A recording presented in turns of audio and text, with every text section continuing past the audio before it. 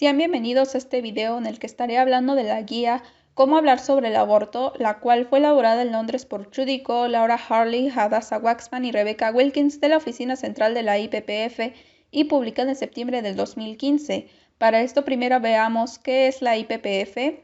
Bueno, su historia se remonta desde 1921 cuando Margaret Sanger, una enfermera estadounidense, crea la Liga Americana para el Control de la Natalidad, en parte porque creía que la maternidad era esclavitud y porque consideraba que los negros, judíos, orientales y discapacitados no tenían derecho a vivir y mucho menos a esparcir sus genes defectuosos. Para el año de 1942, la Liga pasó a llamarse Planned Parenthood of America y 10 años después, junto con otras organizaciones de igual impronta, conformó la International Planned Parenthood Federation, o por sus siglas IPPF. Esta organización de la IPPF, que si bien inició con fines racistas, termina siendo actualmente el gran negocio del aborto, pues fomenta la práctica de este acto presentándolo como un falso tema de salud pública y de supuestos derechos de la mujer, además de que la información que brinda puede ser malinterpretada a conveniencia o alterada como lo son, por ejemplo, las estadísticas de mortalidad materna y demás. Por otro lado, esta guía de 32 páginas de la IPPF promete impulsar el desarrollo de mensajes basados en los derechos, ¿pero realmente es así? ¿Qué es el aborto? Para el diccionario de la Real Academia Española, el aborto es la interrupción del embarazo por causas naturales o provocadas. Para la medicina, es la finalización del embarazo antes de las 20 semanas y o cuando el feto tiene un peso menor a 500 gramos. Mientras que el aborto para el derecho es simplemente la muerte del feto dentro del útero y de acuerdo al libro de embriología de Arteaga, el aborto es la interrupción del embarazo por cualquier medio antes de que el embrión o feto esté suficientemente maduro para sobrevivir fuera del útero materno. Si nos damos cuenta, en dos de los conceptos de aborto hablan de una interrupción del embarazo. La palabra interrupción es incorrecta cuando hablamos de este tema, debido a que interrumpir quiere decir que algo se continuará después. Pero esto no pasa con el aborto inducido, porque ya de ahí ya no hay vuelta atrás.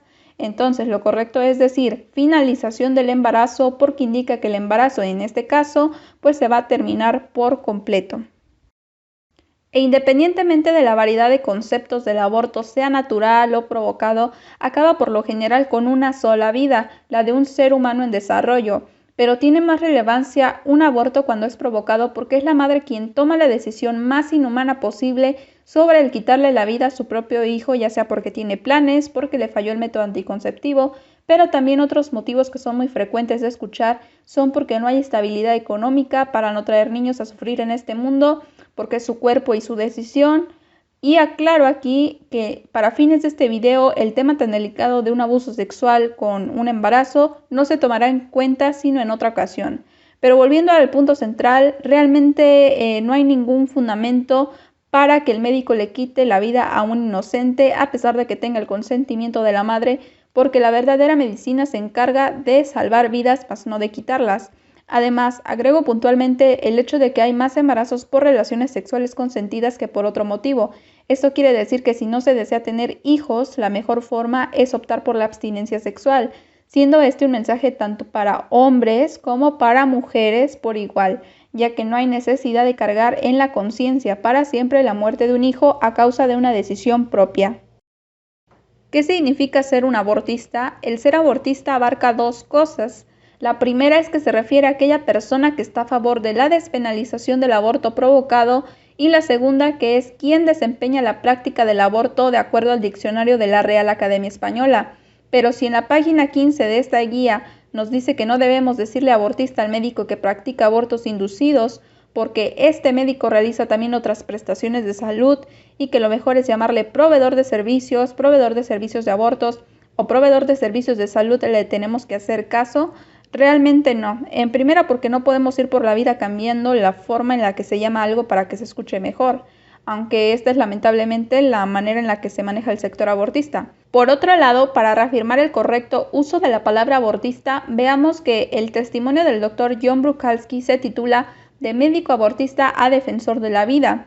El Dr. Bernard Nathanson, quien realizaba la práctica de abortos inducidos y después se convirtió en activista provida, en el documental del Grito Silencioso de 1984 dijo lo siguiente: "El niño", refiriéndose al bebé en gestación, es desarticulado, desmembrado y aplastado hasta su total destrucción por los insensibles instrumentos de acero del abortista.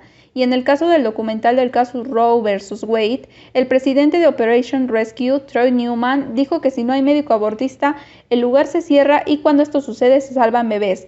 De modo que nos damos cuenta de que ninguno de estos casos presentados se le nombra a ese médico proveedor de servicios de abortos o proveedor de servicios de salud, como nos sugiere esta guía, sino por lo que es un abortista o médico abortista. Así que no hay ningún problema por utilizar esta palabra.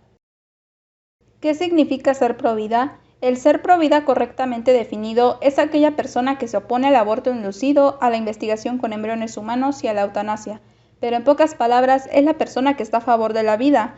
En la página 16 de la guía dice que no se debe de emplear esta palabra provida porque hace quedar a los proaborto como si estuvieran en contra de la vida, y que esta palabra provida debe de ser sustituida principalmente por antiderechos. Pero esto es una lógica del sector abortista bastante absurda, porque el ser provida es procurar la vida de la madre pero también la de su hijo en el vientre, velando entonces por los derechos de ambos. Mientras que el ser proaborto indica que promueven la muerte de otro ser humano. Es por ello que comparto lo que Pablo Iturrita publicó, porque es una realidad, y es que deberíamos normalizar llamar antiderechos a los proaborto, quienes son aquellos que niegan el primero y más fundamental de todos, el derecho a vivir del bebé en gestación.